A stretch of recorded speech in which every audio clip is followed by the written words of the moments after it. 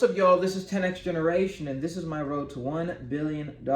So, in the previous episode, I was talking about my app, TapDeck. It's an app that allows you to convert your iPhone into a controller for your computer. So you can turn it into a keyboard, turn it into a mouse, uses all the different features of a phone to control your computer. You can use it for games or productivity or whatever else you want to use it for. It's out, and I'm kind of just dealing with the growing pains of this new application, including the bugs that always show up when you first release an app.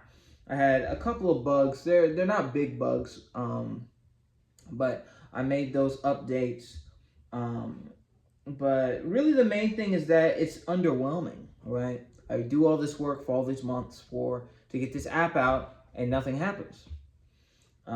Right now I have about 20 downloads, and the only reason I have those 20 downloads is because I have Neon Controller, my other application, and I just kind of I can plug in my new application into that one, say, hey, if you're on iOS instead of Android, come use this app instead. So a couple of downloads is coming from that, but really I want it to come from my ads.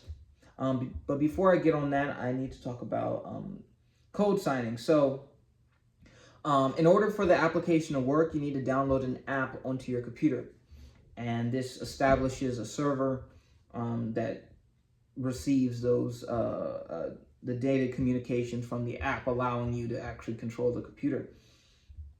And to ensure that the application is not malware and it comes from me, the publisher, you have to sign it with a code signing certificate. And this is such a pain as a small business owner and a tech startup with no physical location, because you need to do all this rigmarole in order to validate or in order to qualify for a signing certificate. And I did go through all that rigmarole before, maybe 2.5 years ago, but I lost the key, and that's what you get once you complete it. You get this, you can get this physical USB key, and that unlocks a certificate so that you can actually sign things with it. I lost it, so I had to go through all that junk again. But instead of going with Settigo, I went with SSL.com, and it was so much more straightforward, so much cheaper. Yeah, so that process is done. But I'm going to have to go through it again next year. But now that I have this SSL.com, it shouldn't be such a pain in the neck. But yeah, so the growing pains, I want to get my app going with ads. That's really how I could just turbocharge the application. But the problem with ads is that because this is a new app, it has to train the AI models at the back end of Google Ads in order to, find the target demographic, my target market. And of course, I can do lookalike. Actually, I need to do that. This is why it's good to make these videos, because I get everything out so I can actually think through it. But what I need to do is make lookalike audiences for Neon Controller and plug that into TapDeck, because it's roughly the same thing, same kind of demographics, just slightly different.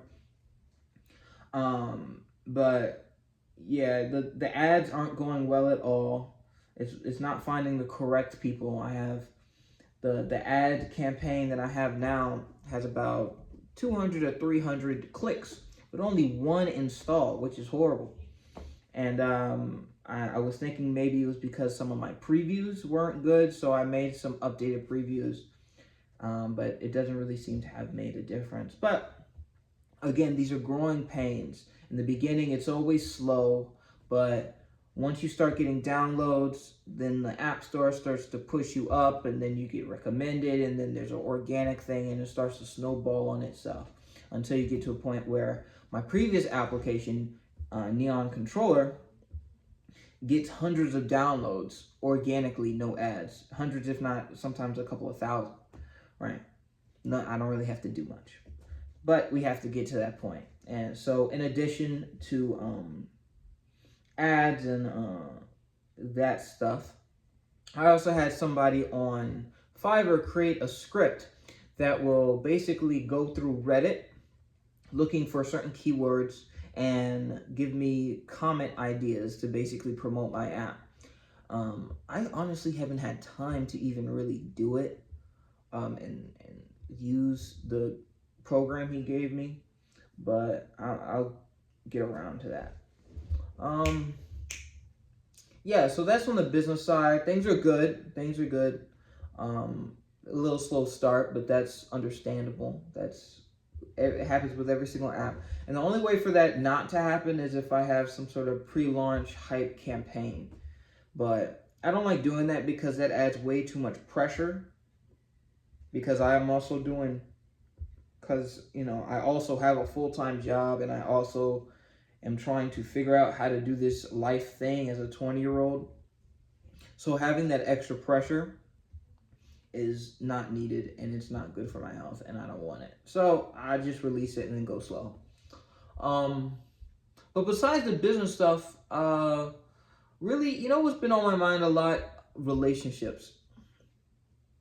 And I wish it wasn't on my mind, but it is.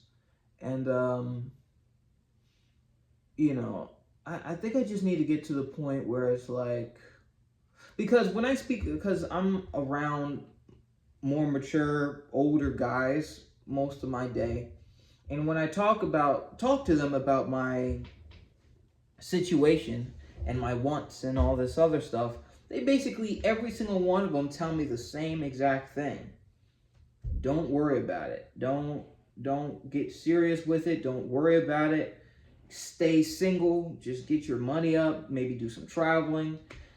Today I was helping this not a rocket science, this aerospace engineer at my job, and of course we can just chit chat. And he was giving me advice. He was like, "What you need to do is get you a house, and you need to stay single." And it's just interesting to me why all these older guys are telling me to stay single, yet I want a relationship, but there's like a block. I don't think it, I don't think you have to be an aerospace engineer to figure out why, but it is frustrating. It is frustrating. It is frustrating just to be on the grind, focusing on your body, focusing on your mind, focusing on your money, focusing on your health, and not getting led into temptation in these relationships and things like that. So yeah, I don't like it's a struggle, but I guess it's how it's supposed to be, and I guess I'm doing the correct thing. Yeah, I think I need to establish myself for, like, I keep going back and forth with this, but I think I need to establish myself in all areas. I think I got my body right, and I think I got my health right, and I think I got my mind right. But financially, I'm still not quite there. I still don't have my base yet, So maybe I guess I should just do what the seniors say, the elders say I should do, is just keep it real casual, really casual, nothing serious. Don't get your heartstrings embedded in nothing. Because something my dad was telling me. I was talking with my little brother, and it's crazy when I talk to my little brother about this, I give the same advice, and I'm basing that off of my own experience. You get into these relationships, and they distract you. They distract you completely, and you get off your focus. And then if something happens, right, heartbreak, or someone cheats, or whatever nonsense that goes on with relationships, you can't help. If you're a normal person, you can't help but become, it's a major distraction. Just like they say, one of the biggest forces of lack of productivity and the job force and whatever else is heartbreak. Losing a family member, and also heartbreak. It just brings you down, and it'll bring you down for months. So it's in a lot of ways it's not worth it, but you do feel as if you're missing out on something. So I think I just gotta keep it real casual. Not even have a girl. Like, this is what these guys say. They say, don't even have a girlfriend. Just have friends who are girls.